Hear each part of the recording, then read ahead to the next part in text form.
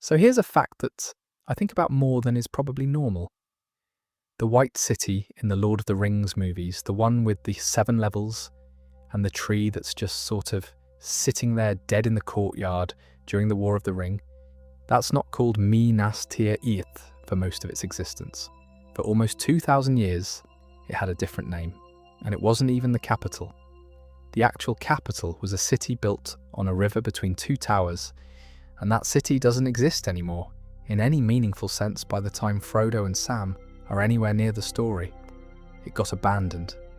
Not destroyed in some single climactic battle, but gradually ruined by war, plague, and repeated attacks until there weren't enough people left to live in it. That's kind of the whole story of Gondor, really. Everyone remembers the ending. In the Lord of the Rings movie, Aragorn arrives at the siege of Gondor with an army of the dead, and the beacons of Gondor are lit.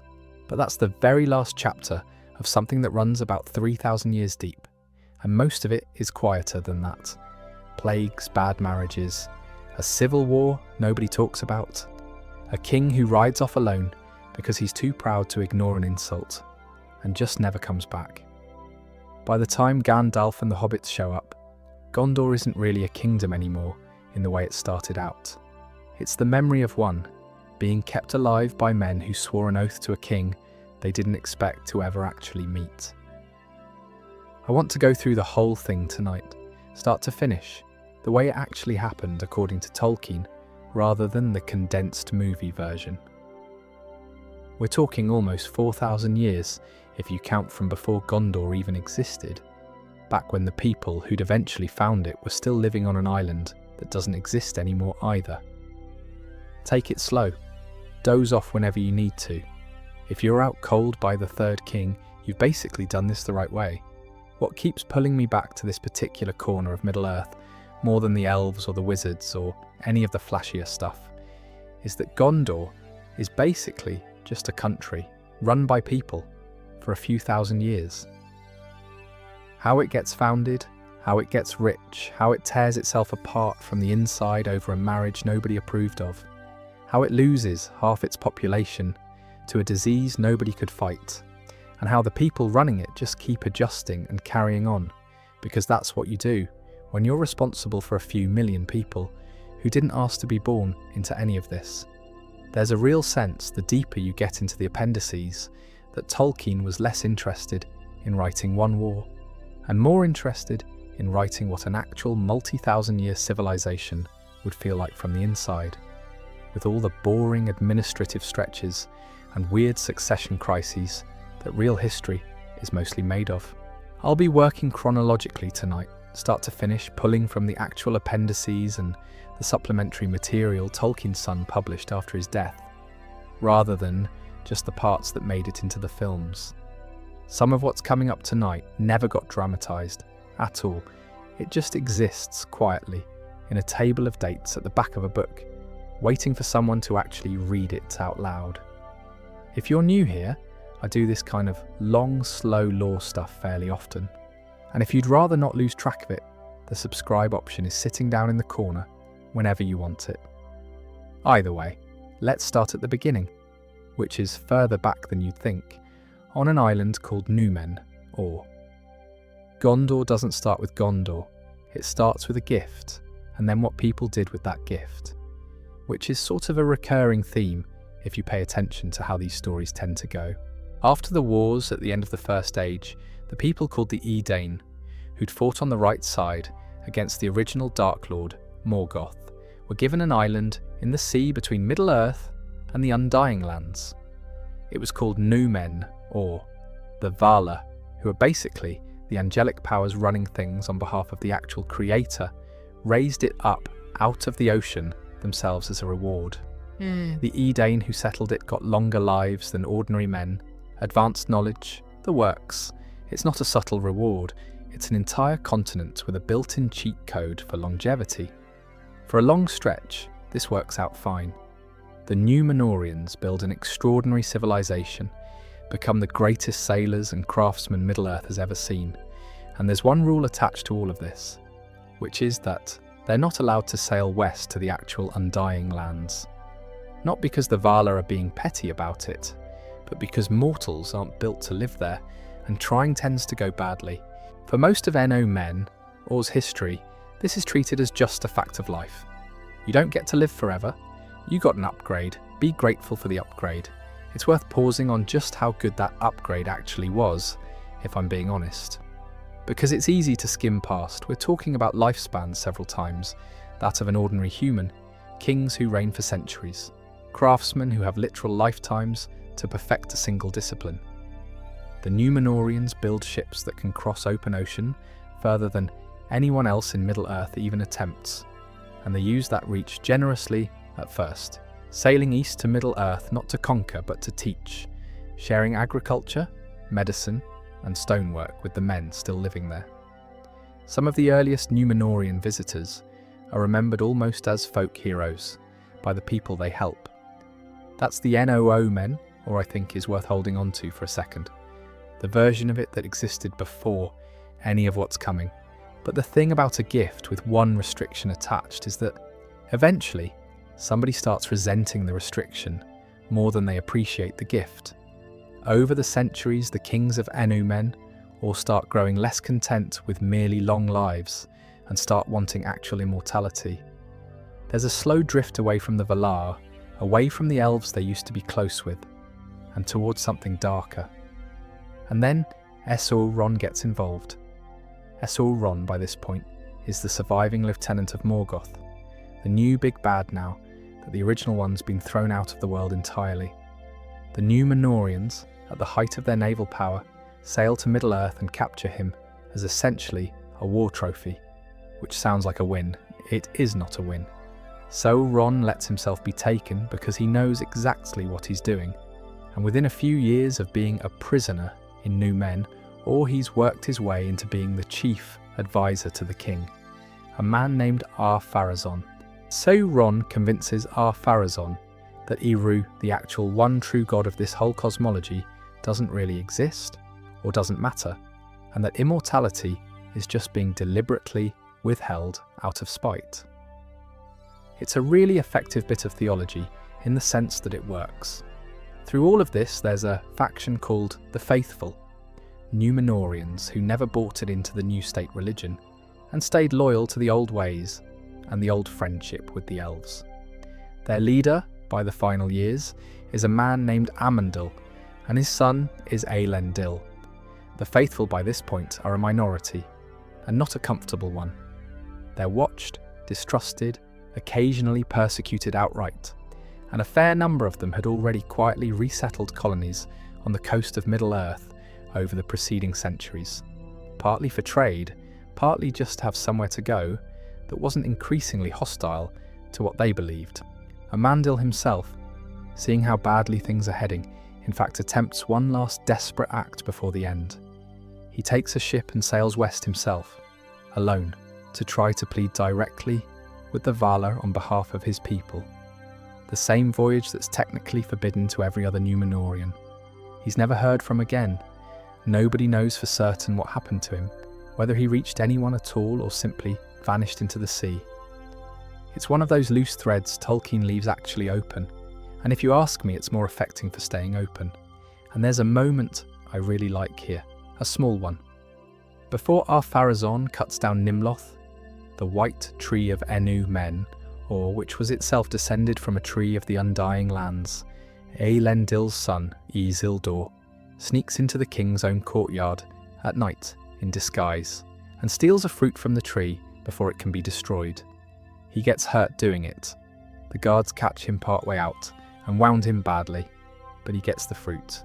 And from that fruit grows a sapling that eventually begins the line of the white trees of Gondor, whose later descendant is the one that's standing dead in the courtyard of Minas Tirith, for basically the entire span of the story everyone knows. That tree, every white tree that comes after, traces back to one act of theft committed by a guy in his 20s who decided a piece of history was worth getting stabbed over. It's a small detail in the grand scheme, but it's the kind of thing I find remarkably moving about Tolkien's writing. The Empire is about to drown. None of that matters in the long run. but somebody still thought it was worth saving a seed. The end, when it comes fast. Ar-Pharazôn, fully convinced by Esau Ron that immortality is his by right if he just takes it, assembles an enormous armada, by some accounts the largest fleet ever to sail in the history of this world, and sails west to assault Val-e-Nor itself, the actual home of the Vala. This goes about as well as you'd expect for mortal men attacking essentially the gods on their own turf. Eru intervenes directly, which almost never happens in this universe, and the world itself is reshaped, literally bent from flat to round in the process, with Val-e-Nor removed from the circles of the world entirely so that no mortal could ever stumble onto it again by accident. No men or is drowned beneath the sea, just gone. An entire civilization, an entire continent, erased in what's described as a single catastrophic night. Ar-Pharazôn and his entire invading host, buried alive under collapsing earth, even as they march on the shores of the undying lands itself. But Elendil and his sons, Isildur and Anarion, were among the faithful who'd refused to join the armada.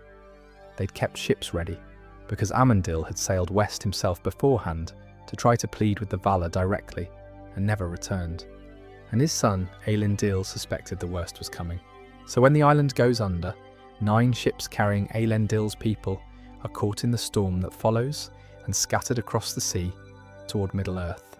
And that's where we're picking the story back up next, because where those ships land is going to define the next 3,000 years of human history on that continent. Elendil ends up in one place, his sons end up somewhere else entirely, and the kingdom they're about to build is the one we're, as it turns out, here for tonight. Elendil's 9 ships get thrown apart in the storm that follows Numen, or going under, and the 2 halves of his family end up in 2 different places, which ends up mattering more than anyone involved could have guessed at the time. Elendil himself, with 4 ships, washes up in the north, in a region called Lindon, and from there founds the kingdom of Arnor. We're not really here for Arnor tonight, that's its own deep rabbit hole. I'll probably do a separate video on, at some point, but it's worth knowing it exists because Arnor's fate is going to tangle with Gondor's more than once. Isildur and Anarion, Elendil's 2 sons, get carried further south with the remaining 5 ships, and they come up the mouth of a great river called the Anduin. And here's a detail that surprised me when I first really dug into this. The land they land in isn't empty. There's already a Númenórean settlement there, a port called Pelagia, founded by the faithful something like 1,000 years earlier as a colony, long before any of this drowning business. So when Isildur and Anarion arrive as refugees from a catastrophe, they're not landing in some untouched wilderness and starting from absolute zero. There are already people there who recognise them, who'd been loyal to the same cause all along, and who basically just go, "Oh good, you're here, let's get organised." It's worth knowing too that not everyone in that region is friendly. South of the river, there are other Númenórean exiles as well, but they're black Númenóreans, descendants of the king's men who'd stayed loyal to Ar-Pharazôn's regime and Esau Ron's influence right up until the end, and who fled to Middle-earth carrying that same resentment of the elves and the faithful with them. They don't recognise Elendil's claim to anything, and the early stretch of Gondor's history is quietly shaped by this divide. Faithful colonists to the north of the Anduin who welcome the new arrivals, and hostile black Númenórean holdouts to the south who very much do not. It's a tension that's going to keep resurfacing for thousands of years, all the way down to Umbar and the Corsairs, much later in tonight's story. So the brothers set up their kingdom together. Isildur takes the eastern side, right up against the edge of a place that's going to become a problem very shortly, and builds a city called Minas Ithil, the Tower of the Moon. Anarion takes the western side and builds Minas Anor, the Tower of the Sun. And in between the two of them, on the river itself, they build Osgiliath, which becomes their shared capital. 2 thrones side by side in one great hall. It's genuinely a nice setup.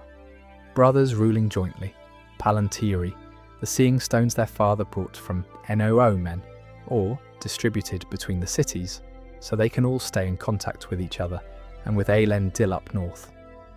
Isildur, when he builds Minas Ithil, plants a seedling of the white tree there. Remember the fruit he stole back on Numen, or the one he got hurt getting? That sapling grows up into the first white tree of Gondor, standing in Minas Tirith. I mention this because I'd say it's worth sitting with for a second, how much hope is baked into that image. These are people who just watched their entire civilization sink into the ocean, and the first thing they do when they get somewhere safe is plant a tree. Anarian's side of things is a little less poetic and a little more practical, which fits him as a character honestly.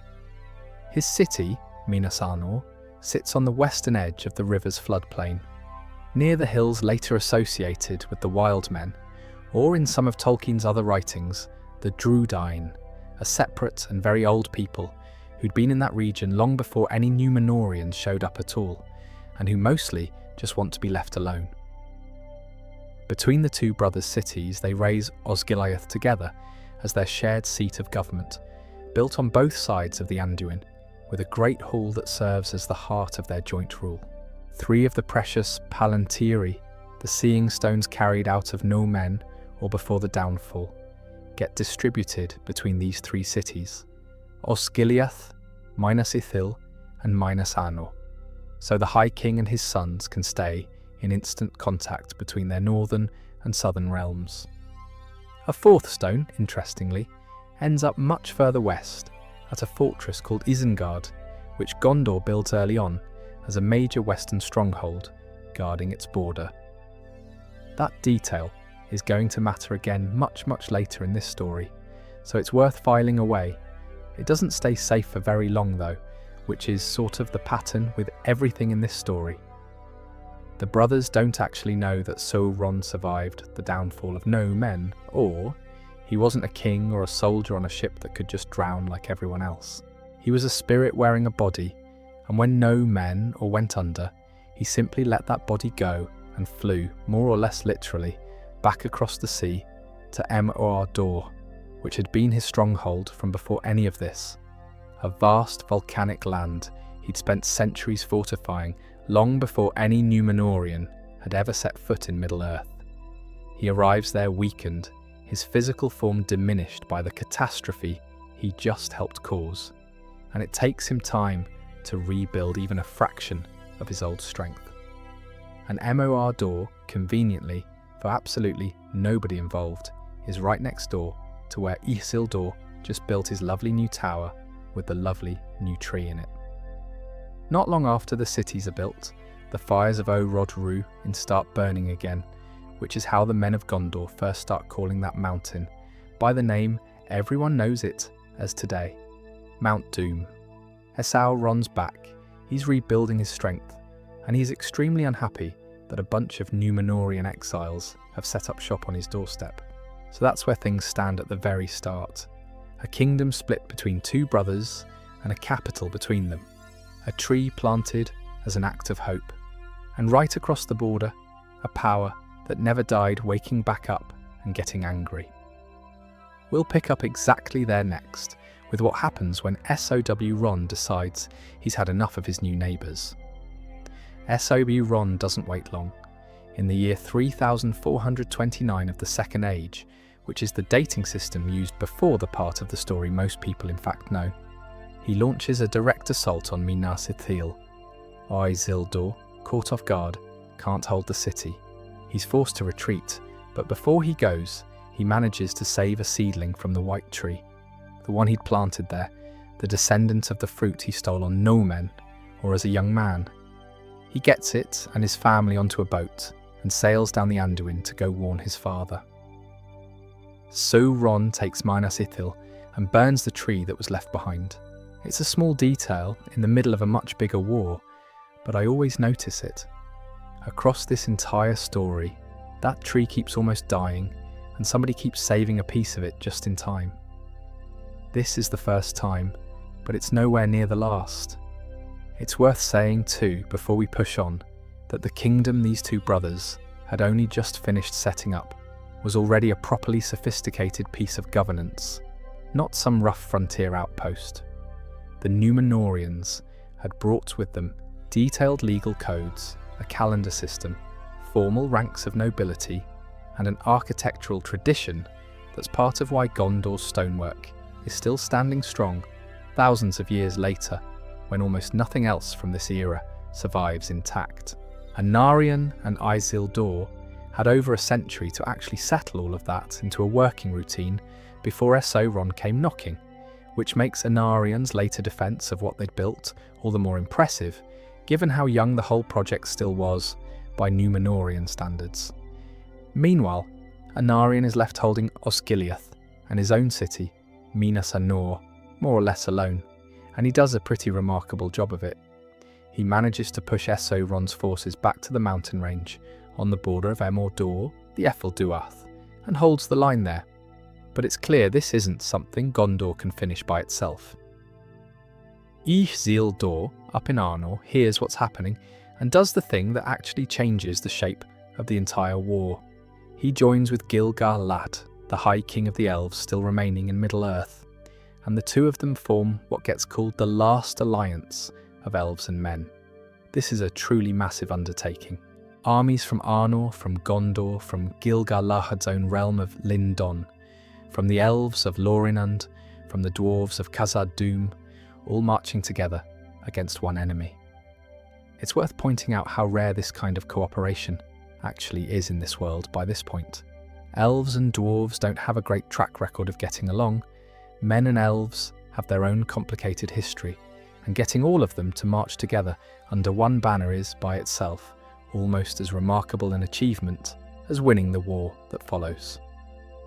They meet Sauron's forces on the plain of Dagorlad, right outside the Black Gate, and win in a battle so large and so costly that the plain itself is said to remain a blasted, lifeless wasteland for thousands of years afterward, all the way up through the era Frodo and Sam eventually have to cross it.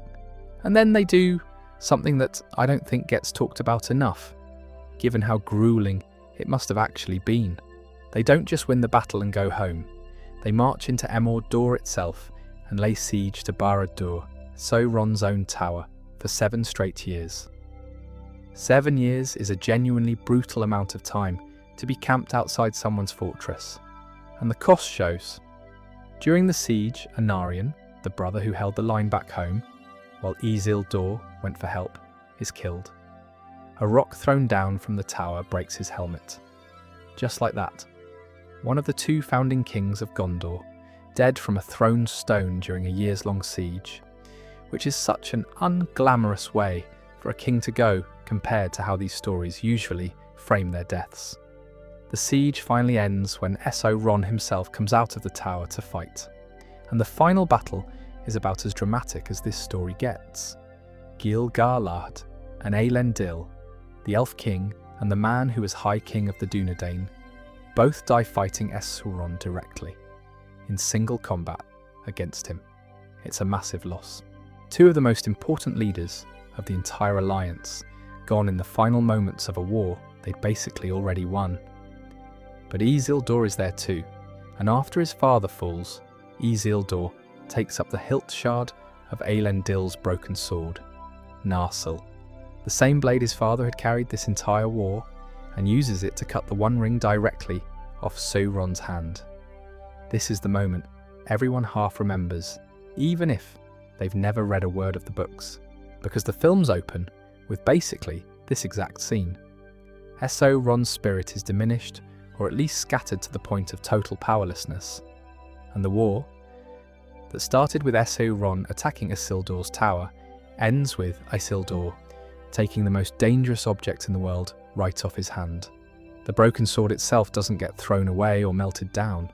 It gets kept, passed down generation after generation among Isildur's heirs in the north, all the way until it's eventually reforged thousands of years later for one specific purpose, but that's a thread for a different night.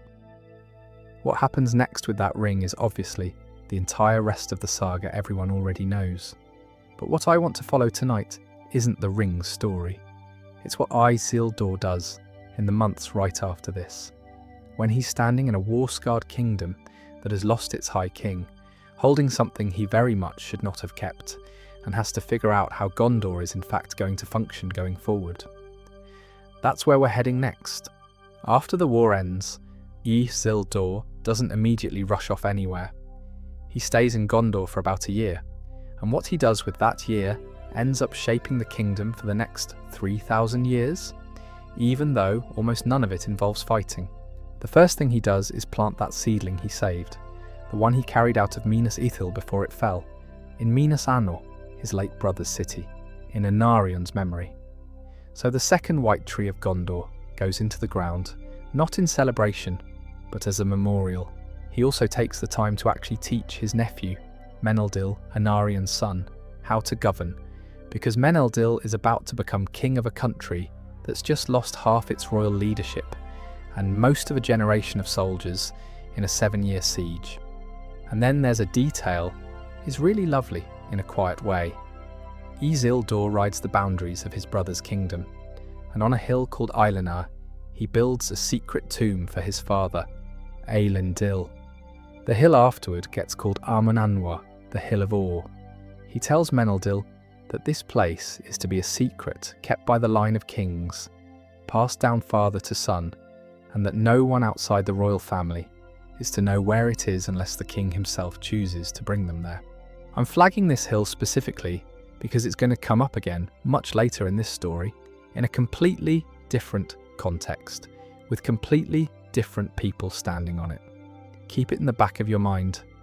When Isildur finally feels he's done what he can, he formally hands rule of Gondor over to Meneldil as Eilendil's heir and heads north to take up the throne of Arnor as well. Before he leaves, he also writes down an account of how he came to take the ring in the first place, including a transcription of the verse of binding found inscribed on it while it was still warm enough to read. A document that, centuries later, ends up being one of the key pieces of evidence Andalf uses to prove which ring Bilbo found in a cave. It's a strange thing to think about, that a scrap of writing from this exact moment in history survives long enough to matter again, thousands of years down the line. He never gets there. Somewhere along the way, near a place called the Gladden Fields, a marshy stretch along the Upper Anduin, his small company is ambushed by a large band of orcs lurking in the nearby misty mountains. Isildur and his 3 sons are killed. The ring, which he'd been carrying this entire time despite Elrond and Théoden telling him to destroy it, slips off his finger as he tries to escape by swimming the Anduin, apparently turning invisible at exactly the wrong moment and abandoning him to orc arrows instead. It vanishes into the water and the mud and stays lost for an extraordinarily long time. It'll resurface eventually in the hands of a creature named Gollum a few thousand years later, but that's a different video entirely. What I, as it turns out, want to focus on is the practical fallout for Gondor specifically. Isildur's youngest son, Valendil, who hadn't been on that journey, survives back in Arivendell, but Valendil doesn't go south to claim Gondor as his father's heir. He just becomes king of Arnor and Gondor, and leaves it there. And because of that one decision, the connection between the 2 sister kingdoms, which had technically been one realm under one High King this entire time, just quietly dissolves. From here on, Gondor is its own thing, ruled solely by the descendants of Anarion, starting with Meneldil. No more High King over both, just 2 cousin kingdoms that are going to drift apart over the centuries, sometimes helping each other, sometimes not even remembering they're related. It's a strange thing to sit with, frankly. The entire later independent history of Gondor as its own nation exists because of the downfall of Arnor and the long decline of the Northern Kingdom, not an ambush in a swamp that nobody planned for. If Isildur had made it home, the whole shape of Middle-earth's political map for the next 3 millennia might have looked completely different. One High King ruling both realms as one continuous nation, rather than 2 cousin kingdoms slowly drifting apart and occasionally forgetting they're related at all. Tolkien doesn't dwell on this counterfactual anywhere in the text, but it's the kind of thing that's hard not to think about once you notice it. How much of what follows for the rest of the age hinges on 3 sons dying in a reed bed, rather than reaching a city safely. But he didn't make it home, and Gondor moves forward as its own kingdom under Meneldiel. And for a good long while, things actually go pretty well. That's where we're headed next. After the chaos of Isildur's death and the splitting of the 2 kingdoms, Gondor settles into what's its best stretch as an independent nation. For the first several centuries of the Third Age, things are, by the standards of this story, just going well. The Dúnedain blood is still strong, the kingdom is wealthy, the cities built with Númenórean stonework are still standing proud, and there's a careful watch kept on Mordor specifically, so nothing like Sauron's earlier resurgence can happen again unnoticed. A big part of this golden stretch comes down to a string of kings who get nicknamed the Ship Kings, because they're the ones who really lean into Gondor's Númenórean heritage as master sailors and turn that into actual geopolitical power. Taranon Falastur is the first of them, and he expands Gondor's reach along the coast through exploration rather than just land conquest, though his reign also produces one of Gondor's stranger footnotes, a queen named Beruthiel, whose cruelty and use of cats as spies against her own household eventually gets her sent into exile, a detail so brief and so strange in the original text that it's basically just a single ominous sentence Tolkien never expanded on. His successor, Eärnil I, takes things a step further and in fact captures the port of Umbar, a haven that had been held by black Númenóreans, descendants of the people who'd stayed loyal to Sauron back during the Enomen, or Days, and fled there after the downfall, instead of joining the faithful. Taking Umbar is a remarkably big deal. It's the chief naval stronghold of Gondor's enemies in the south, and now it belongs to Gondor instead. Eärnil himself doesn't get to enjoy that victory for long, though. He's lost at sea in a storm off Umbar's own coast not long after, which feels like a strange, almost ironic way for the second Ship King in a row to go, given how much of his identity, and his kingdom's new identity, was built around mastery of the sea.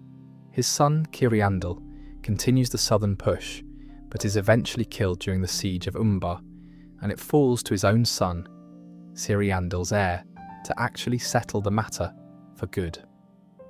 The high point of all of this comes under a king named Hyamendisil I, whose name basically translates to victorious in the south, and he earns it. He leads a massive campaign to avenge his father, who died defending Umbar, and ends up conquering the lands of Harad to the south outright. Under his reign, Gondor's borders stretch about as far as they're ever going to get, from the White Mountains down to Umbar, from the Great Sea only part-way east toward the lands near the Sea of Rhûn. If you want a single moment to point to and say, this is Gondor at its absolute peak, before anything starts going wrong, this is it. It's worth picturing what that looked like on the ground for a second, because it's easy to let a list of conquered territories wash past without really landing. We're talking about a kingdom where tribute flows in from half a continent, where the roads between cities are kept properly maintained, where the watch on Mordor is staffed by soldiers who've never once seen an actual threat come out of it in their lifetimes, because the precaution has worked so consistently for so long it started to feel unnecessary. Hyamendisil himself reigns for well over a century, which even by Númenórean descended lifespans is a remarkably long and stable tenure, and it's during stretches like this one that things like Gondor's famous skill in masonry, the kind of stonework that's still standing strong by the time anyone in the actual well-known story walks past it, really get the chance to flourish, because nobody's spending the kingdom's resources just trying to survive the next invasion. I find this section kind of nice to just sit in for a minute, really, because so much of Gondor's story going forward is decline and slow loss and things falling apart. This is the one stretch where it's the opposite, a kingdom of exiles who fled a drowning island, built something this big and this stable within a relatively short span of generations. It didn't last, obviously. Nothing in this story lasts, but it happened. And if you ask me, it's worth giving it its due before we get into everything that starts chipping away at it. Because chip away at it is exactly what happens next.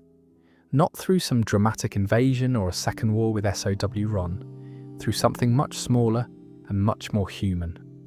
A marriage that a lot of people in Gondor really didn't approve of. Gondor doesn't expand and hold all that southern and eastern territory by itself forever. A good chunk of its strength in the centuries after Higher Mendesil comes from alliances with the Northmen of Rovanian, a hardy people living in the Vales along the Anduin, who Gondor comes to rely on, especially as a buffer against threats coming out of the east. There's real mutual respect here for a long stretch, and it's worth noting that the Northmen aren't just useful auxiliaries in Gondor's eyes. They're genuinely valued, considered closer kin than most other men of Middle-earth, and treated with a level of trust Gondor rarely extends outward.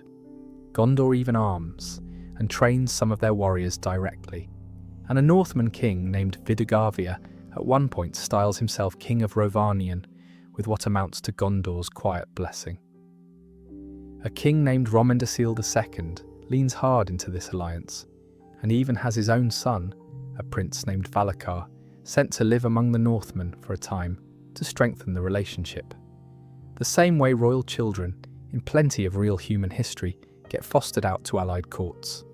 And while he's there, Valakar falls in love with a woman named Vidumavi, Vidugavia's own daughter, and marries her. They have a son together, Eldakar. On paper, this should just be a nice example of two allied peoples growing closer.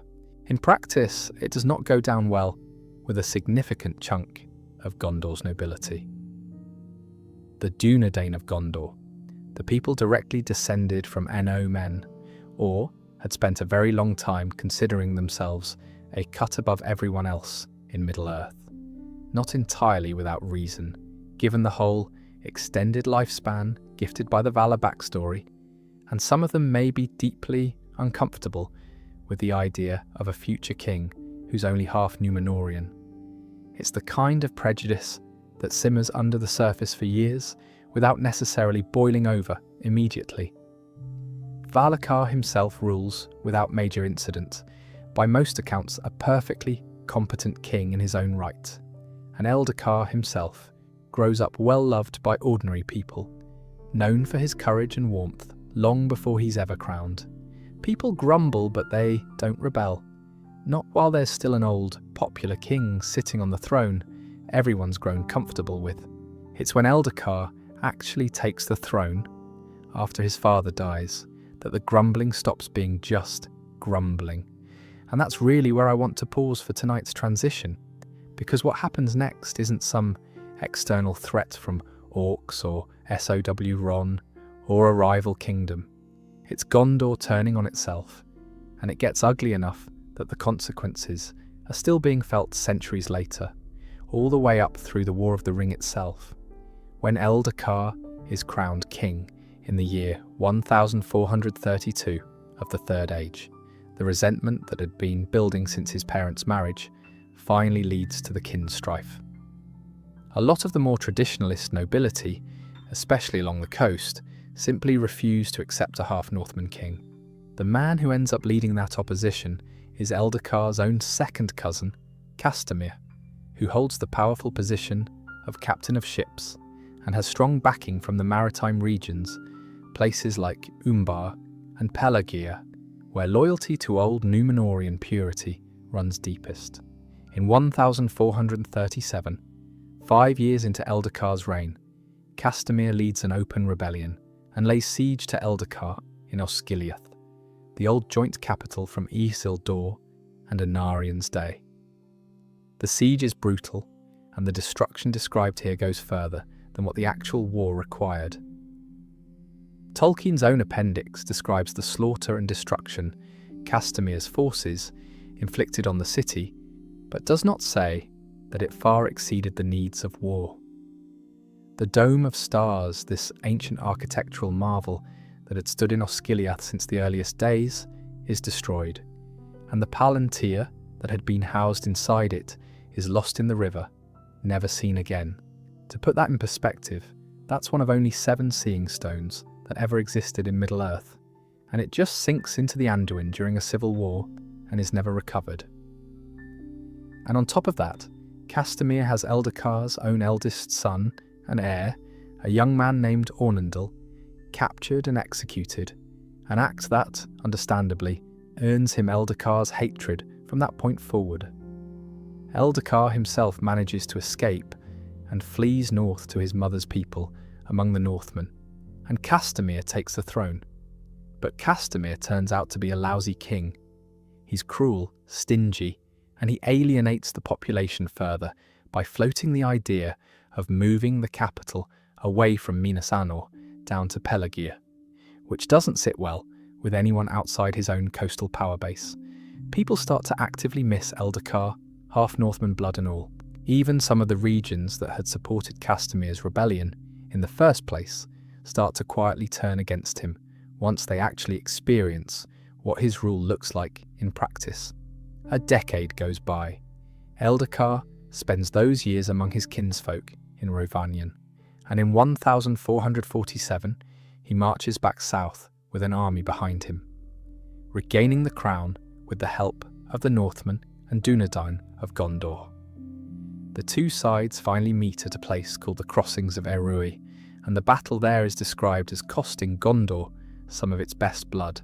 On both sides, Dunedain killing Dunedain in numbers that the kingdom properly never fully recovers from. Eldakar personally kills Castamere in the fighting and reclaims his throne. The part of this story that matters most for everything that comes after is what happens to Castamere's sons.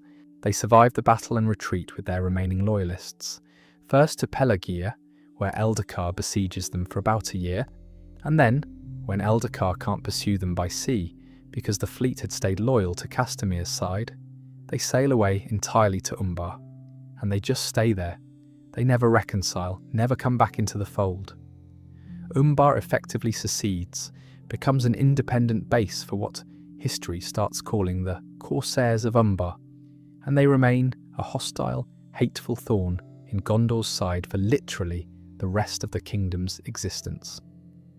All the way up through the War of the Ring, the black ships flying down from Umbar that show up to terrify Gondor in the final act of the whole saga, those are the direct descendants, both literally and politically, of this exact rebellion that happened almost 2,000 years earlier. It's a truly good example, I think, of how a grudge in this world doesn't just fade out over time the way you might expect. It calcifies into an entire separate culture built around hating the people who won. Eldakar does eventually get his throne back fully, and rules for a long while after, into genuine old age, but whether afterward, kings tend to be a lot more careful about marriages and about close relatives with too much independent power. Royal sons no longer routinely sent off to be fostered among foreign allies the way Valakar was, is not directly stated in the text, but the kingdom never fully gets back the strength it lost in this war, and South Gondor, the territory bordering Umbar, becomes a permanently contested borderland for the rest of the kingdom's history, fought over again and again between Gondor's tax collectors and the descendants of people who never forgave Eldakar for winning. And as it turns out, the kin strife isn't even the worst thing waiting for Gondor in this stretch of its history. Barely 2 centuries later, something arrives that doesn't care about bloodlines or politics at all. About 200 years after the kin strife tears Gondor's nobility apart, something far less dramatic and far more devastating shows up. A plague sweeping in out of the east, and there's not really a villain to point at this time. No usurper, no army, just sickness.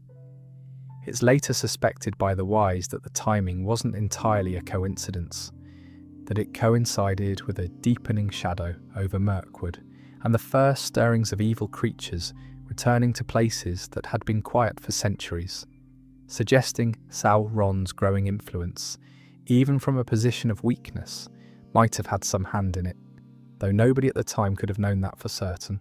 It first appears in the winter of the year 1635, hitting Rovanion, home of the Northmen who Gondor had been allied with for so long, and it's especially brutal there, killing about half of the Northmen in that land. More than half the population of Rovanion is wiped out, along with huge numbers of their horses. The very next year, 1636, it reaches Gondor itself. The current king at the time, Minadil, had in fact already been killed 2 years earlier by Corsair raiders at Pelagia, so the kingdom is dealing with two separate catastrophes, converging in quick succession: an assassination from the south and a pandemic from the east, arriving only a couple of years apart. And Gondor, despite having better healing knowledge than its neighbours, still gets hit incredibly hard, especially in its cities. Osgiliath, the old capital, suffers the worst casualties outside of Rovanion itself. Calanadon, one of Gondor's northern provinces, is nearly emptied out entirely, a detail that's going to matter enormously a few centuries later when that same depopulated land gets handed over to an entirely different people. The reigning king at the time, Telemnar, Minardil's son, dies along with every single one of his children. And the White Tree, the third one by this point, if you're keeping count since Isildur's original sapling, dies right alongside him, withering in the same year. I keep coming back to this tree because it really does function as this quiet barometer for the kingdom's health throughout this entire story. When things are catastrophic, the tree dies too. Telemnar's nephew, Tarandor, inherits a kingdom that's basically been gutted. He moves the capital permanently from Osgiliath to Minas Anor, because Osgiliath is so depopulated by this point that it's already starting to fall into ruin, and people who fled into Ithilien or further west simply aren't coming back. Tarandor finds a sapling of the White Tree, plants it in its new home in Minas Anor, and ends up having the longest reign of any king of Gondor, over a century and a half, mostly just trying to hold together what's left. He comes to the throne young, barely more than a boy by Númenórean standards, and spends the bulk of that astonishingly long reign doing what amounts to slow, patient repair work rather than any kind of grand expansion, which says something about what leadership actually looks like in the aftermath of a catastrophe like this. Not conquest, just the unglamorous job of making sure there's still a functioning kingdom left for the next generation to inherit. And here's the detail that really gets me about this whole period. The fortresses that had been guarding the borders of Mordor, keeping watch in case anything ever stirred there again, just get abandoned. Not because anyone decided Mordor was safe now, because there simply aren't enough living soldiers left to staff them. Gondor loses ground both through conquest and through running out of people. The main reason this doesn't immediately turn into a disaster is that the plague hits Gondor's enemies just as hard. So for a while, neither side is in any shape to take advantage of the other's weakness. But that breathing room doesn't last forever, and within a couple of centuries, while Gondor is still nowhere near fully recovered, a new threat starts gathering in the east. One that, unlike a plague, is being deliberately pointed at Gondor on purpose. The Wainriders show up in Gondor's records starting around the year 1851, named for the great wagons and chariots they travel in. A confederation of Easterling tribes who, as it's later understood, were quietly stirred up and encouraged by Essos-Ron after Gondor had been weakened by the plague and the kin strife. It's a recurring theme with Essos-Ron, honestly. He's patient. He doesn't need to attack directly if he can just nudge other people into doing the damage for him over the course of a century. Some later readers even come to suspect that the Wainrider Wars served a second purpose beyond simply weakening Gondor, that they were orchestrated to keep the South Kingdom too distracted to send help north when Arna's last remnant, Arthedain, came under attack from the Witch King's own kingdom of Angmar. Conflicts unfolding within the same troubled era on opposite sides of Middle-earth. The Wainriders start by overrunning the Northmen in Rovanion, the same people who'd already been devastated by the plague decades earlier. King Narmasil II leads an army north to try to help what's left of them, and it goes badly. He's killed at the Battle of the Plains, and Gondor is forced to pull its border all the way back to the Anduin River, abandoning essentially everything east of it, except for Ithilien. It's around this same period, with the eastern frontier collapsing and the watch over Mordor growing thinner by the year, that the Nazgûl are believed to have first slipped back into the Blackland themselves, unnoticed, before later taking up residence in the very fortress Gondor had spent centuries keeping empty. His son, Kalimechtar, does manage a real win later on at the Second Battle of Dagorlad, beating the Wainriders back and buying Gondor some breathing room, though it doesn't destroy them as a threat entirely. The real crisis comes in 1944, under Kalimechtar's son, King Ondoher.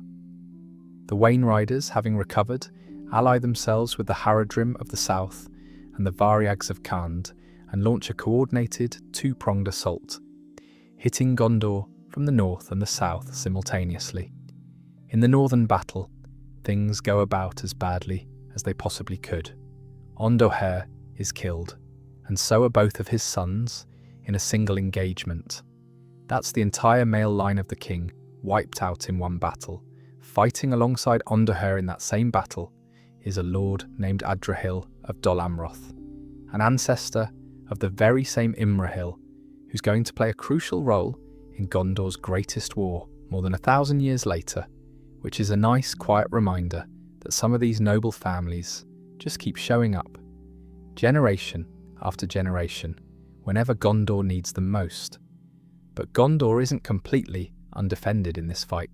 There's a general named Eärnil commanding the southern army, and he manages to crush the Haradrim forces in the south decisively.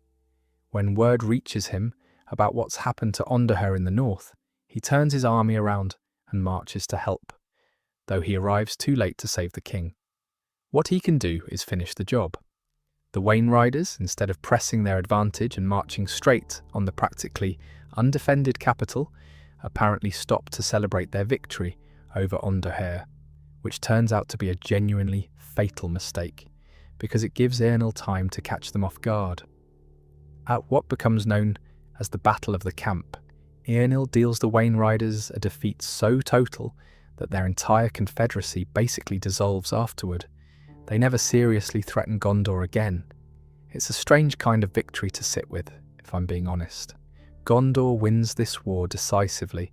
The Wainrider threat that had loomed for nearly 100 years is really ended for good. But the king and both his heirs are dead, and a kingdom that's just spent generations recovering from plague and civil war now has to figure out who actually gets to be in charge, with no obvious answer available. It's also worth noticing, zooming out for a second, just how consistent this pattern is across Gondor's whole history by this point. The kin strife thinned the nobility from the inside. The plague thinned the population without anyone able to fight back at all. And now the Wainriders, very deliberately encouraged by an enemy who's still technically powerless and biding his time in the shadows, managed to wipe out an entire royal line in a single afternoon. None of these disasters individually destroys Gondor, but stacked one on top of the other across a few centuries, they leave the kingdom in a noticeably weaker, thinner, more brittle state than the one Hyamendasil ruled at his peak, and that weakening never really gets fully undone for the rest of the Third Age. That question, and how badly it gets handled, is what we're picking up next. With Ondoher and both his sons dead, Gondor's council has to figure out, more or less from scratch, who actually has the strongest claim to the throne. And there are two serious candidates, and frankly both of them have a reasonable argument. The first is Arvedui, a prince up in the northern kingdom of Arthedain, which by this point is what's left of the old kingdom of Arnor that Echlendil founded, itself having fractured into 3 squabbling smaller realms, generations earlier, after a king made the baffling decision to divide his inheritance equally among his sons, instead of passing it whole to just one of them. Arvedui happens to be married to Firiel, Ondoher's daughter, the last surviving child of the dead king. His argument is built on old Númenórean inheritance law, which says that if there's no surviving son, the eldest remaining child inherits, meaning his wife should arguably be queen. He also points out, accurately, that he's a direct descendant of Isildur himself, and that Isildur was technically the High King over both Arna and Gondor, before that connection got severed centuries earlier, when Valandil never came south to claim it. By his reasoning, that severance was never meant to be permanent, just a temporary state of affairs, until the line could be reunited again. The other candidate is Eärnil, the general who just won the war. He's a distant blood relative of Ondahur through an earlier king, Telumechta, and he's also, very conveniently, the man who just saved the entire kingdom from total collapse with the Battle of the Camp. Popularity goes a long way in this kind of decision, and there's also a more practical worry underneath it all. Some of Gondor's leading men are openly nervous about the idea of inviting a second kin strife by handing the crown to someone whose claim runs through a foreign northern kingdom, rather than straight down the line of an Aryan that's ruled the South Kingdom uninterrupted for 2,000 years. The man who in fact settles it is the steward at the time, Pelindur, who's effectively running the kingdom in this gap with no king on the throne.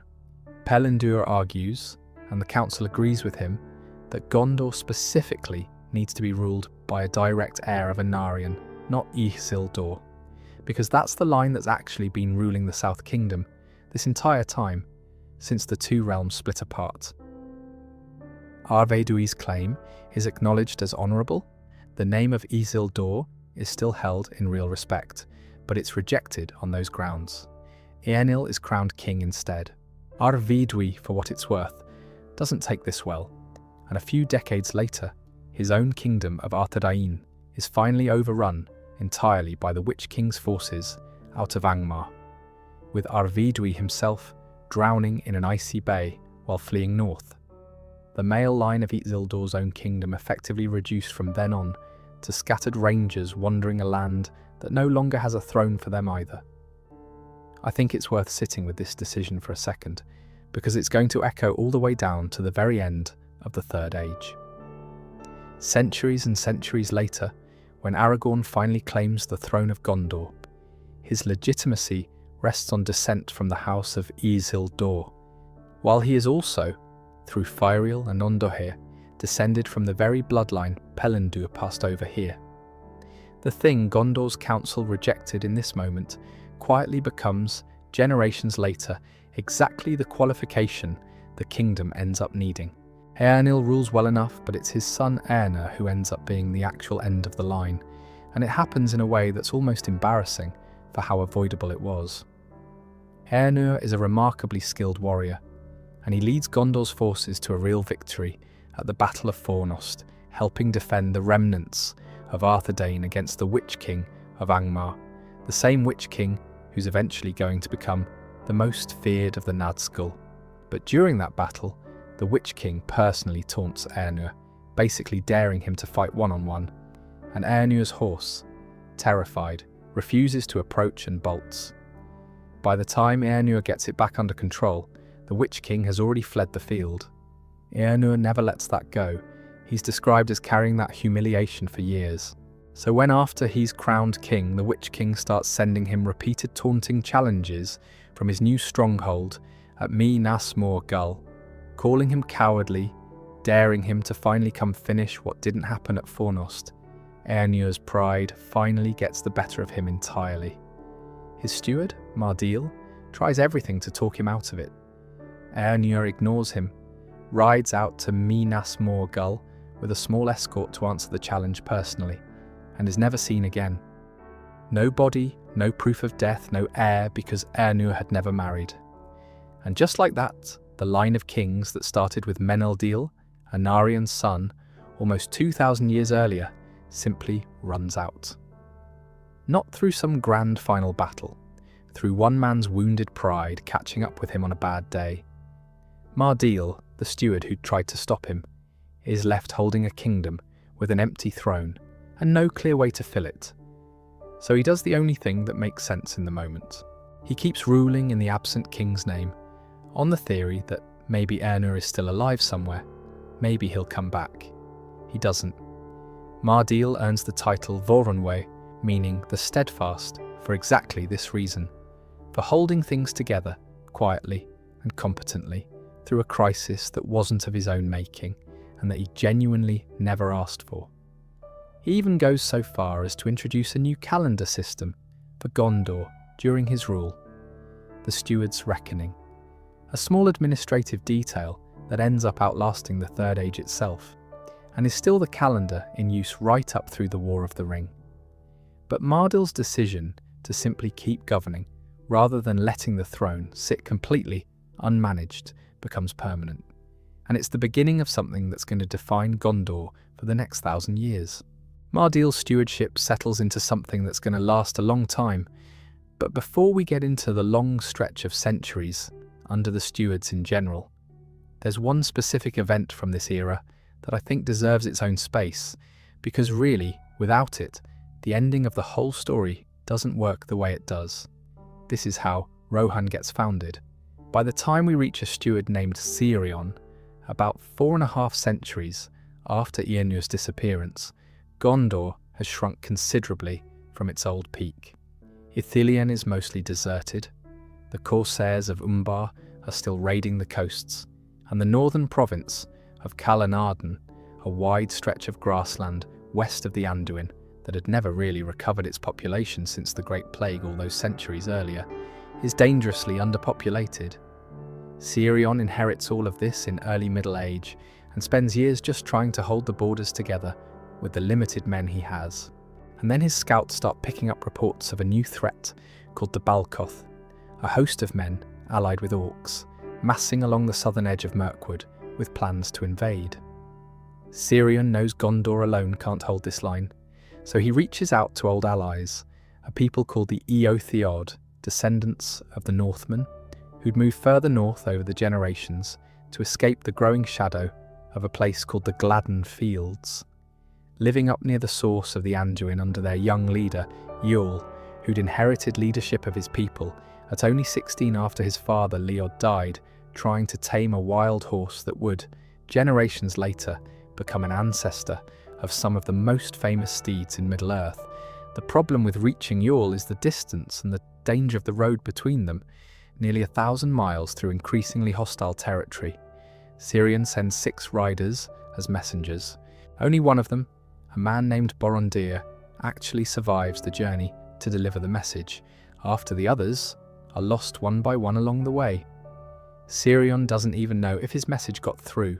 He gathers what forces he can and marches north anyway, to try to hold the line himself, leaving his son Hallas in command back at Minas Tir Ith.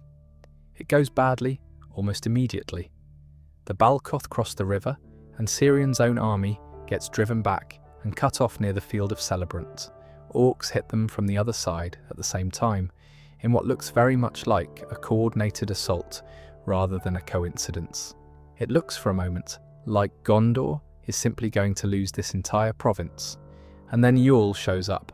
Sirion had gotten Borondir's message after a full year of waiting with no word. Yule gathered the largest force of riders he could spare, even though it left his own homeland exposed and rode south. There's a small detail in this part of the story I really like, which is that a strange protective mist rolls out of the elven forest of Lothlorien as the riders pass nearby, hiding their approach and allowing them to press on in safety, even though the Rohirrim Rim at this point have a wary fear of elvish sorcery that lingers among their people for generations after, right up through the War of the Ring itself. The elves help anyway, and Yul's cavalry arrives at exactly the right moment on April 15th, smashing into the Balcoth from behind and completely turning the battle around, driving the survivors into the river. 3 months later, Sirion meets Yul again, this time not on a battlefield, but on a quiet hill called Amon Anwar. And if that name sounds familiar, it should, because this is the same hill where Isildur secretly buried his father, Elendil, over 2,500 years earlier. The hidden tomb that was only ever supposed to be known to the line of kings. Sirion, as steward, still knows the secret, passed down through many generations of his predecessors before him, and he chooses this exact spot to make Iorl an offer that goes far beyond a simple thank you.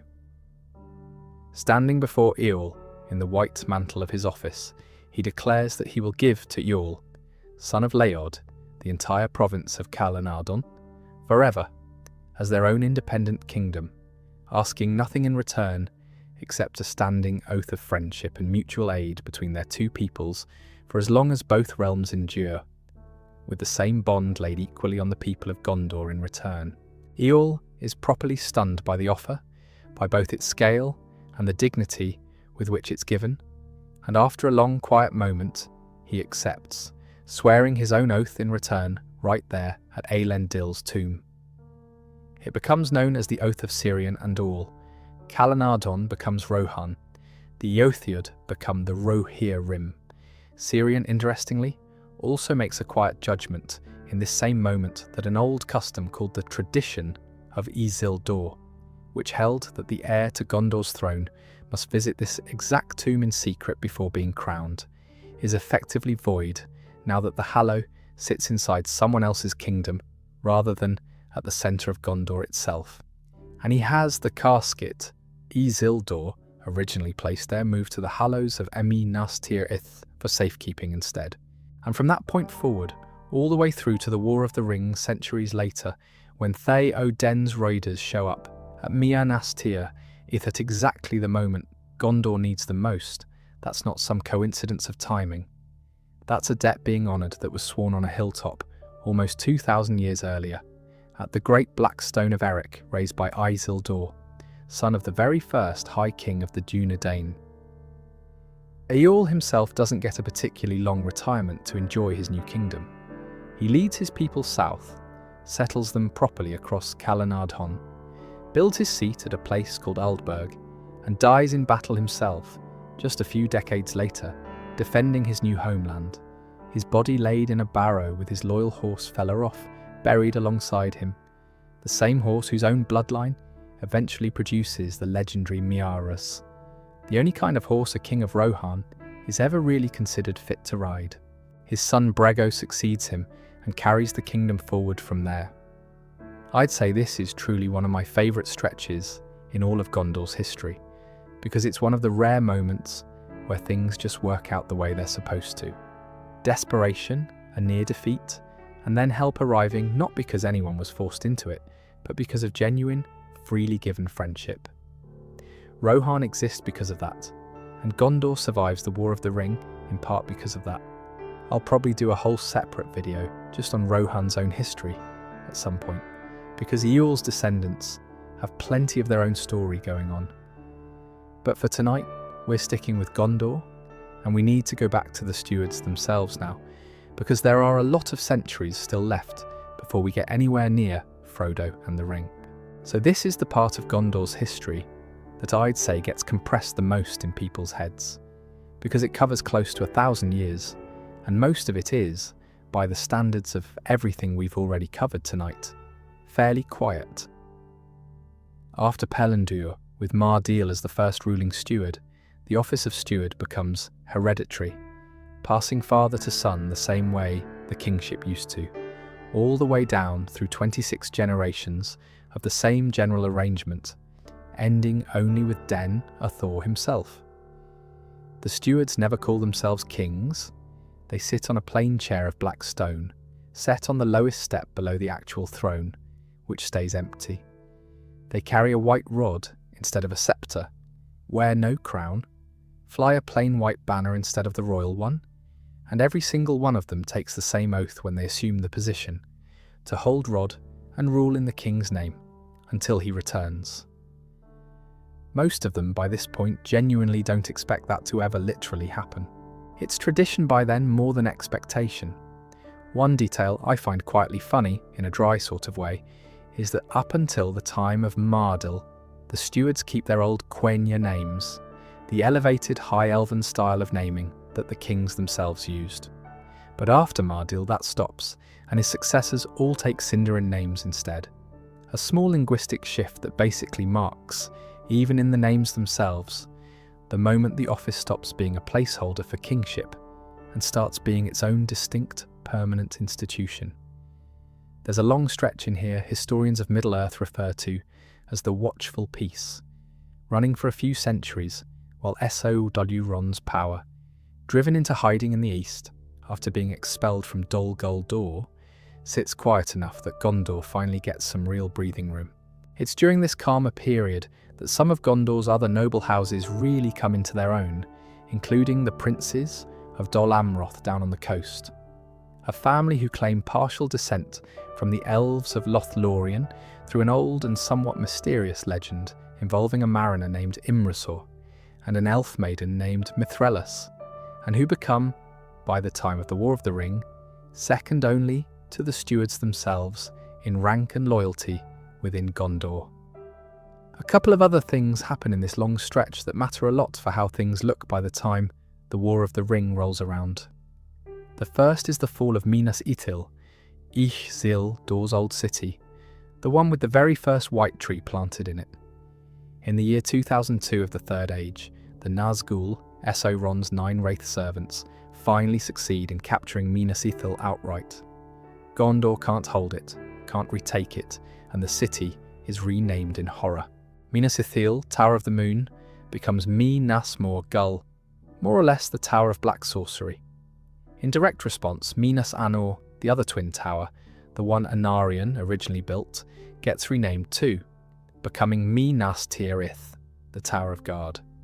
So if you remember back at the very start of tonight, when I mentioned those two cities being built as a matched pair by two brothers, this is the moment that pairing gets permanently broken. One tower becomes a watchtower against evil, the other becomes the evil it's watching for. The second thing worth flagging from this long stretch is a decision by a steward named Beren, much later on, to let a wizard named Ruman take up residence in an old Gondorian fortress called Isengard, which had been guarding the western border for centuries, and if you remember from much earlier tonight, had been holding one of Gondor's original Palantiri this entire time without most people thinking much about it anymore.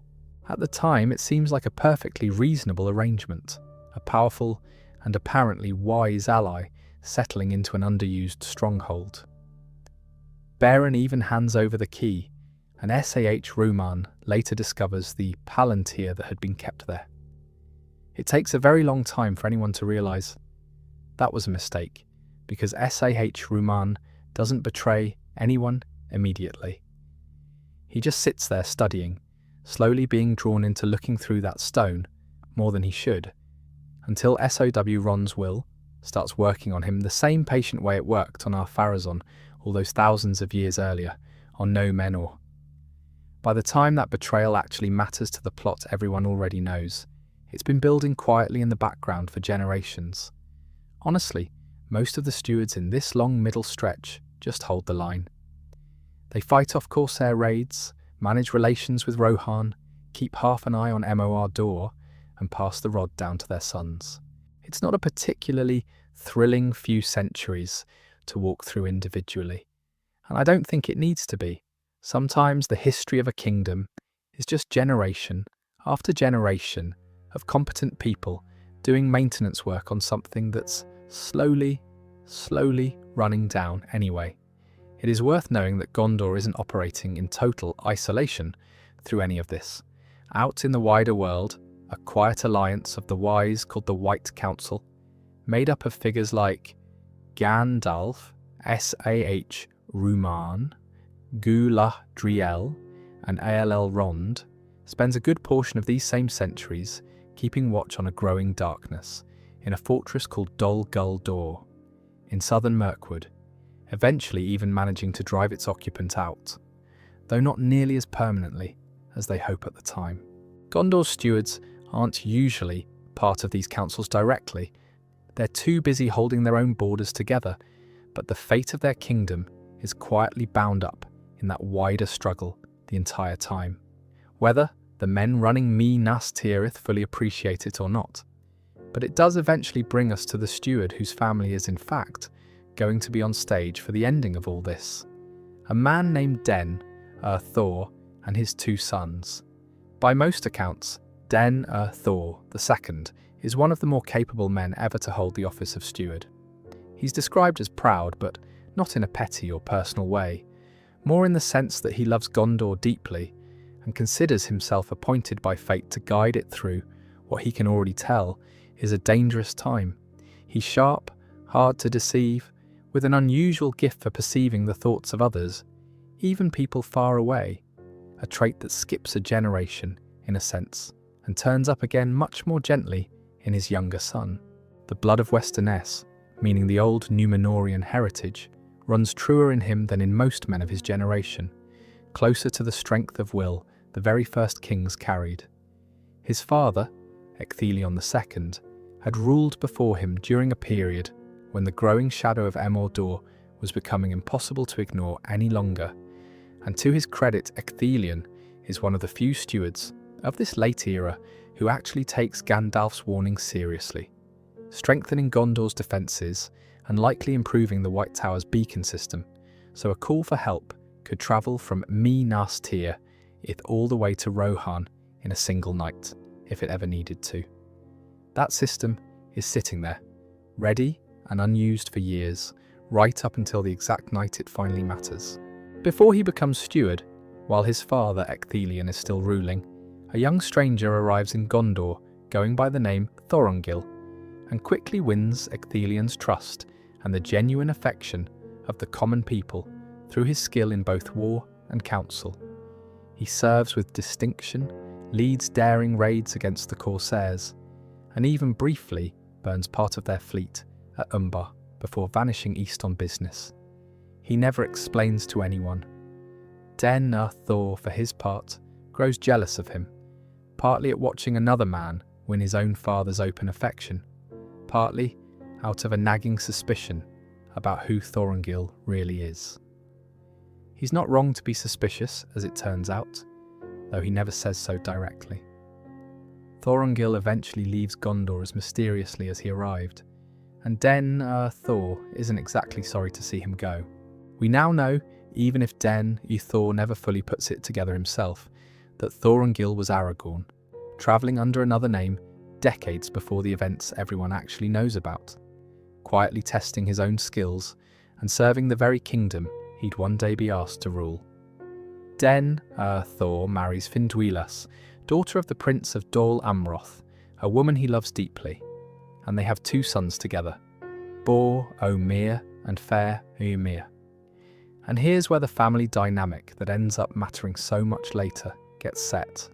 Den Thor dotes on Bor Ómir, his elder son, who grows into a strong, well-loved military leader, every bit the kind of son a steward of Gondor is supposed to want, brave and direct, and beloved by the soldiers he commands. Fair Mir, the younger son, is quieter, more studious, drawn to lore and history rather than pure soldiering, and close friends with Gandalf, which doesn't sit well with his father at all, since Den Thor has never warmed to the wizard or his council, suspicious that Gandalf has his own agenda for Gondor that doesn't necessarily put Gondor first. Fair Amir spends a lot of his early years studying law in the archives of Minas Tirith, including, notably, a deep interest in the old law that is going to matter a great deal very shortly. It's worth saying that Fair Mir isn't lesser than his brother in any of the ways that actually count. He's a capable captain in his own right, well respected by his men, just built along different lines. And the tragedy of this whole family is really that Den Thor never seems able to see that clearly until it's almost too late to matter. Finduilas dies relatively young, and it leaves Den Thor embittered in a way he never fully recovers from. He becomes steward in his own right not long after, and rules competently for years, but there's a hardness to him from that point on that wasn't quite there before. The thing that finally cracks everything open is the discovery of the One Ring, which by this point has resurfaced after a few thousand years of being lost. Word of it reaches Gondor, through a dream that comes, again and again, to Fair Mir first, and then once to Bor Ómir, pointing them toward a council far to the north, where this matter is apparently going to be decided. Bor O'Mere, the favoured son, the one his father trusts with the dangerous and glorious mission, insists on being the one to go instead of his brother, and Den Thor lets him. Bor O'Mere doesn't come home. Some days later, his horn, the famous horn of the stewards of Gondor, is found washed up along a river, cloven cleanly in two, and is brought to Den Thor. He's dead, shot down defending 2 hobbits from a band of orc raiders, though the full story of how doesn't reach Gondor for some time. What does reach Den Thor is just the horn, broken, and the unbearable certainty of what that means. I think this is remarkably one of the saddest threads running through the entire later history of Gondor. Not because losing a son in war is unusual in this story. By this point we've covered kings and princes dying constantly for 3,000 years. It's the specific shape of this loss. A father who clearly loved his favourite son too much, and his other son not nearly enough, losing the one he favoured in a way that's going to push him somewhere very dark very quickly. And that darkness, and exactly how it plays out as Gondor faces the single biggest threat of its entire existence, is where we're heading next. After long years of grief and loss, Dien Thor's despair curdles into something genuinely dangerous, and the way it does it is through one of those Palantiri we've been circling back to all night.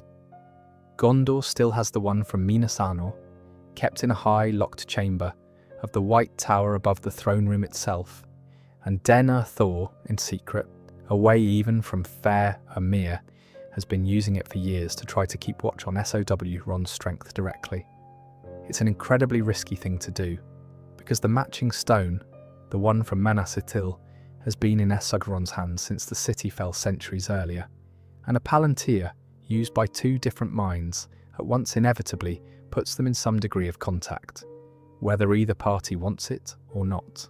For a long time, Den Thor's own strength of will is apparently enough to use the stone without being fully dominated by SOW Ron the way SAH Ruman eventually is, through the Orthanc stone, but the idea that Den Thor's right to use the Anor stone as a legitimate heir of the line that originally claimed it gives him a kind of resistance SRH Ruman never had, is speculative rather than a clear canon fact.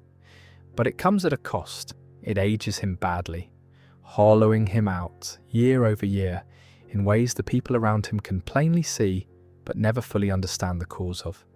And worse, Esu Ron is mighty enough to strongly influence what Den Thor sees whenever he uses it, showing him Mordor's power in ways that mix truth with despair to make resistance feel pointless. It's a cruelly effective strategy precisely because none of what Den Thor sees is technically a lie. It's just never the whole picture. So by the time the actual invasion begins, Den Thor is already a man being slowly hollowed out from the inside, grieving one son while increasingly mistrusting the other. Fair Ahmir, despite the cold relationship with his father, does everything right. He encounters 2 hobbits passing through Ithilien on a secret mission of their own, figures out more about what's in fact happening than almost anyone else in Gondor, and lets them go rather than seizing what they're carrying for his father or himself, which is, if I'm being honest, a remarkable act of restraint given everything we've established about how badly people in this story tend to want that ring once they know what it is. When the actual assault on Gondor begins, beacons lit, the outer defensive wall overrun, Den Thor sends Fair Mir out to try to hold the ruined city of Osgiliath, a defence that's basically doomed from the start given the size of the force coming against it. Fair Mir goes anyway, because it's his duty, and the retreat back from Osgiliath to the city, harried the whole way by winged Nazgul circling overhead, is only saved from becoming a total massacre by a cavalry charge led by Prince Imrahil of Dol Amroth, who rides out from the city specifically to cover the retreating soldiers.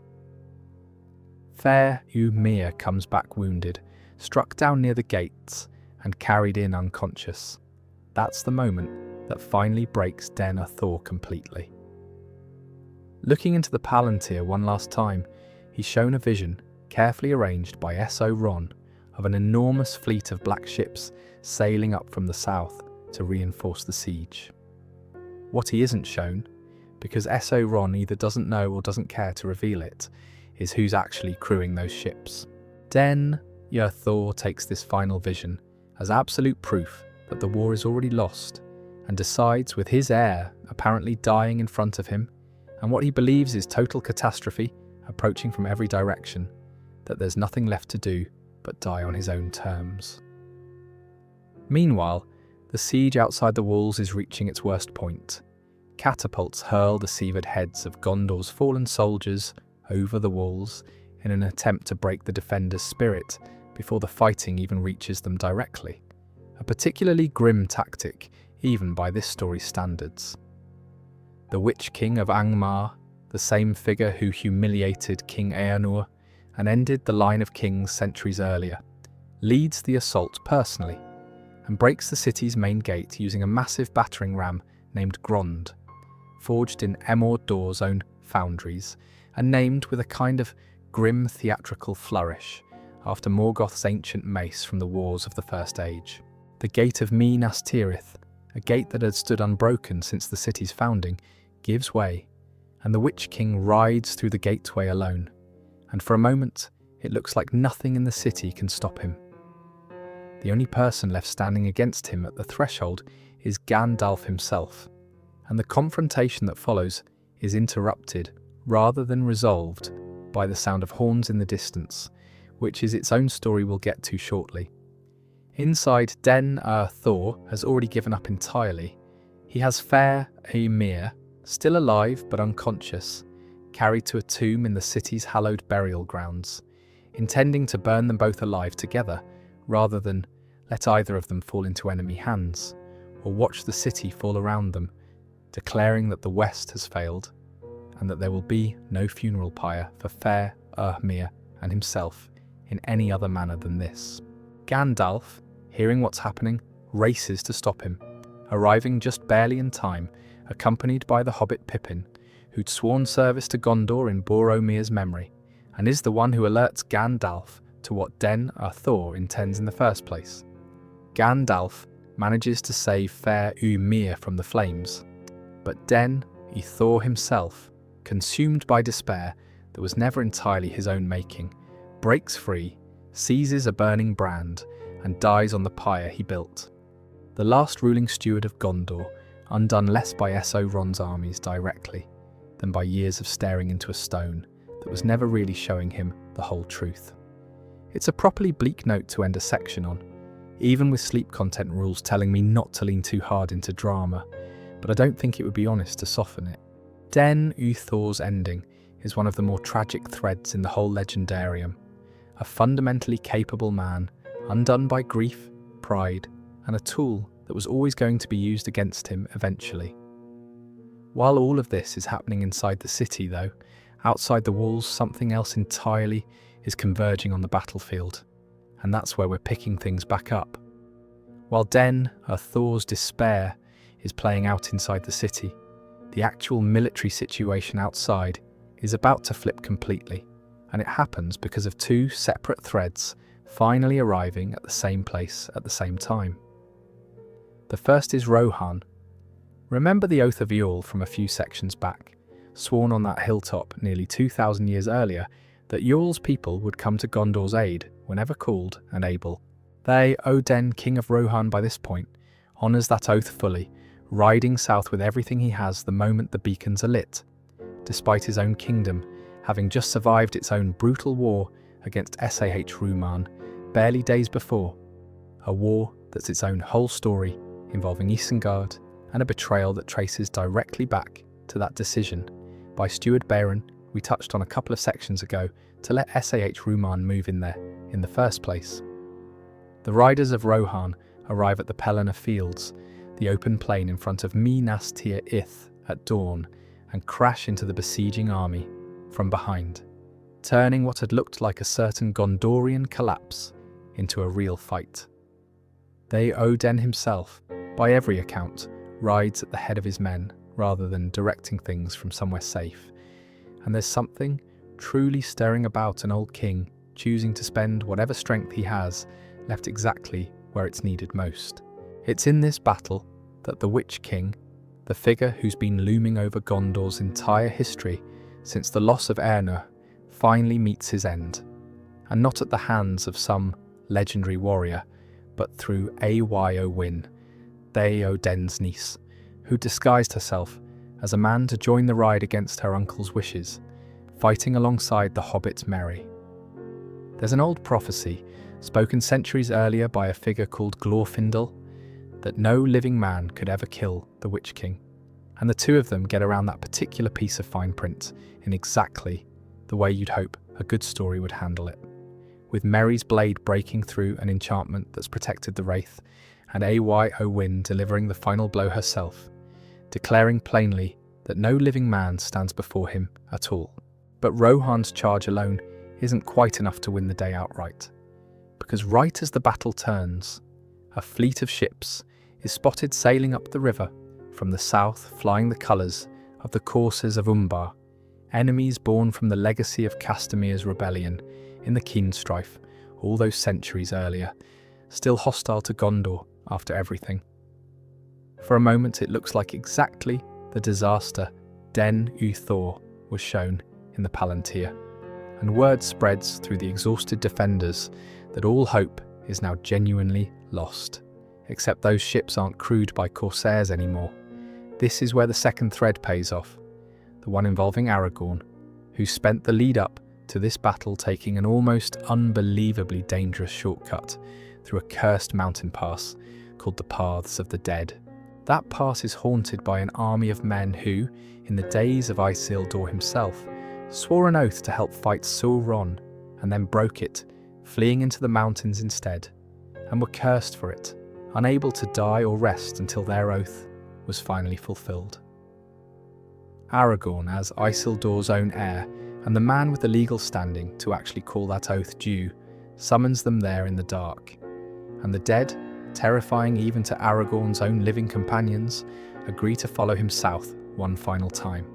With that ghostly army's help, Aragorn takes the Corsair fleet by surprise at Pelargir, the very port that was founded by the Númenóreans all the way back before Gondor even existed, scattering or destroying its crews, and sails it north himself, crewed instead by his own men and the freed dead, releasing the dead from their oath at last once the deed is done.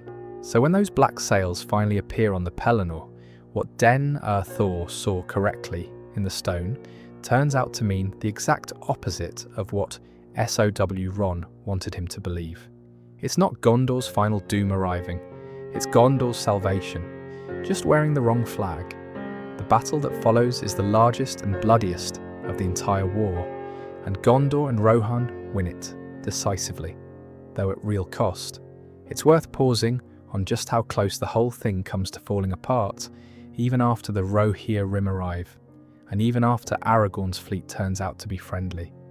The army marching against Emei Nas Tir that day is described as part of the largest battle of the War of the Ring, swelled with Haradrim riding great Oliphants that the Rohirrim, for all their skill with horses, have scarcely faced before and struggle to counter effectively. Awash, now leading Rohan's forces after Theoden falls, finds himself surrounded and badly outnumbered at one particularly grim point in the battle, and it's Aragorn's fresh troops landing from the captured fleet at exactly that moment that turn what could easily have become a second catastrophic loss into the actual final turning point of the war. Prince Imrahil, the same man who'd ridden out earlier to cover Fair Ermir's retreat from Osgiliath, fights through the entire engagement as well, and it's Theoden's own Knights of Rohan who eventually find his body and carry it from the field with proper honour once the fighting finally starts to wind down. Theoden himself dies in the fighting, content at the end, by his own account, to have died honourably defending an old friendship, rather than in his own bed. But the siege is broken, the city holds, and Fair Ermir recovering from his wounds. In the Houses of Healing, alongside Eowyn herself, finds himself unexpectedly the new ruling steward of Gondor. His father gone, his brother gone, with a war that's still nowhere near actually finished. In the days right after the battle, with fair Umir still too weak to govern in person, it's Prince Imrahil of Dol Amroth, that same family long rumoured to have a distant elven connection we touched on a couple of sections back, who effectively holds the city together, and a steward of the household named Hurin the Tall, who keeps the day-to-day machinery running once Imrahil himself marches out with the army, because the ring itself still hasn't been destroyed. That's the part of this story most people already know cold, so I'm not going to dwell on it in detail tonight. What I do want to cover is what happens specifically to Gondor once that final piece resolves, because the kingdom that comes out the other side of all this looks very different from the empty-throned, dying nation we've been tracking for the last several centuries. With the city saved but the war not yet won, Gondor's remaining leaders, Gandalf, Aragorn, Eomer among the captains of the West, and the surviving captains, make a deliberate choice to march what's left of their army straight to the Black Gate of Mordor itself.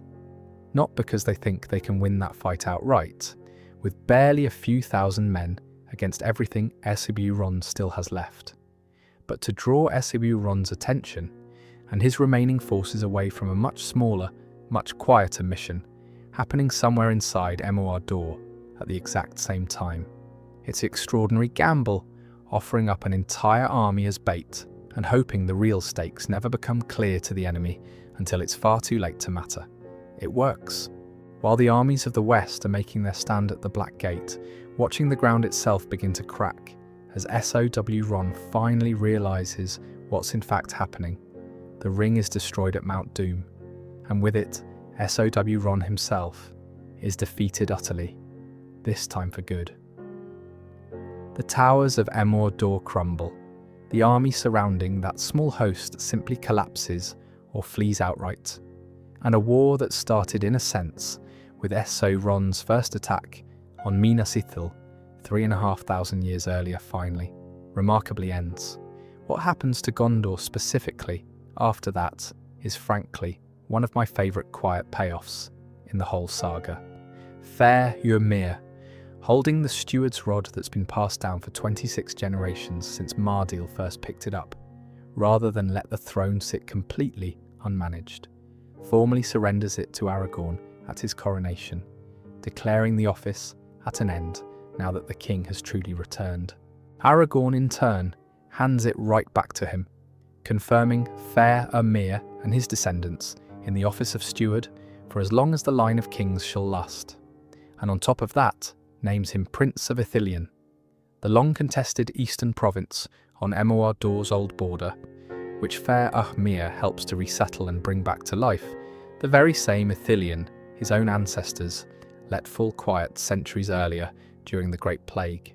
Aragorn is crowned King Elessar, and his claim, as we touched on earlier, runs through both halves of the old royal bloodline at once, Isildur's line through his father, and through Firiel and Ondorher's line as well.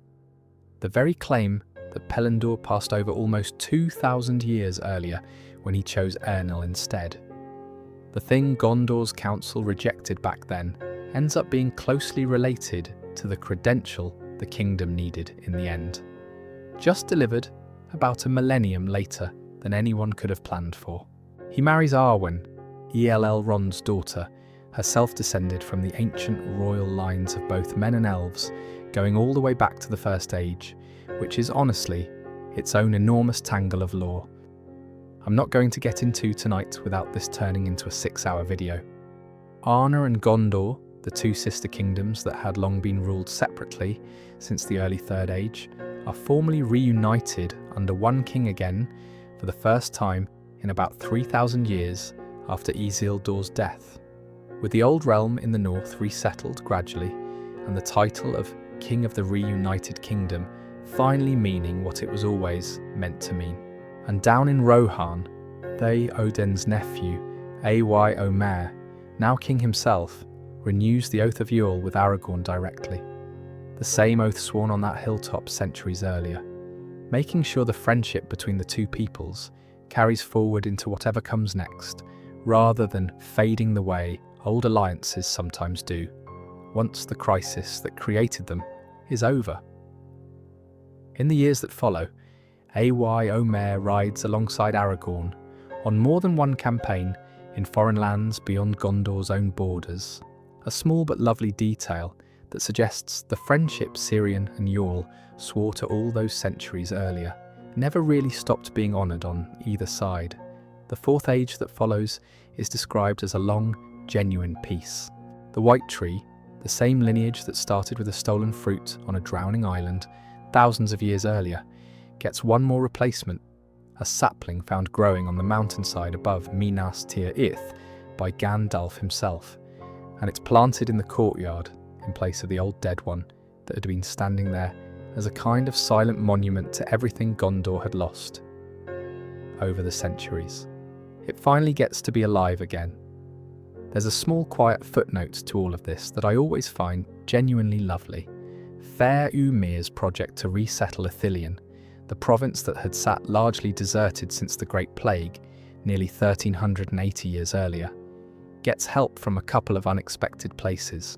Legolas, the elf from Frodo's original company, brings a number of his own people south from Mirkwood to help replant the forests there, while Gimli the dwarf, his close friend by this point, despite their two people's old mutual suspicion, later leads his own folk from the Lonely Mountain to the Glittering Caves, and from there aids in restoring Gondor's stonework once peace properly settles in.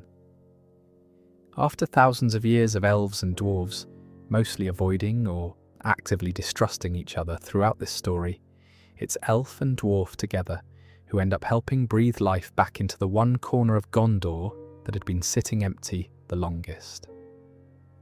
I think that's a pretty fitting place to start winding things down for tonight. What gets me most, looking back over the whole sweep of this, is how much of what defines Gondor by the time anyone in the actual famous story shows up. The empty throne, the dead tree, the constant watch kept on a mountain that hadn't done anything in centuries. All of it traces back to decisions made by people who are basically footnotes by the time it matters. A son who didn't sail south to claim a crown, a king too proud to ignore an insult, a steward who let a wizard move into an old fort because it seemed like a reasonable favour at the time. None of them were thinking about Efrosh do Baggins. None of them could have been. But 3,000 years of small human choices is what actually built the stage everything else gets to play out on. If you ask me, that's the bit of this story I find myself coming back to most. More than the battles or the kings or even the ring itself, Tolkien spent so much of his life as a philologist, someone obsessed with where words and names come from, and you can feel that same instinct running through the way he built Gondor's history. Nothing just happens. Everything has a reason that traces back further than anyone in the room remembers, the way real history works, where the answer to almost any question worth asking is always some version of, well, you have to go back a bit further than that. I've got a few other corners of this world I'm planning on covering at some point. A proper deep dive into Rohan's own history feels like the obvious next one, given how much we touched on Eorl and his descendants tonight. There's enough material there for its own 3-hour video easily. There's also a whole separate story in Arnor and the Ranges of the North that almost never gets told on its own, mostly existing as a sad footnote to everyone else's history, despite being just as old and just as worth knowing. And if I'm being honest, No Men, or itself, the bit we only really skimmed through at the very start tonight, probably deserves its own proper telling too. We'll get there eventually, one quiet video at a time. For now though, that's Gondor, start to finish, 3,500 years compressed into one long evening. Hope it did the job tonight. Sleep well.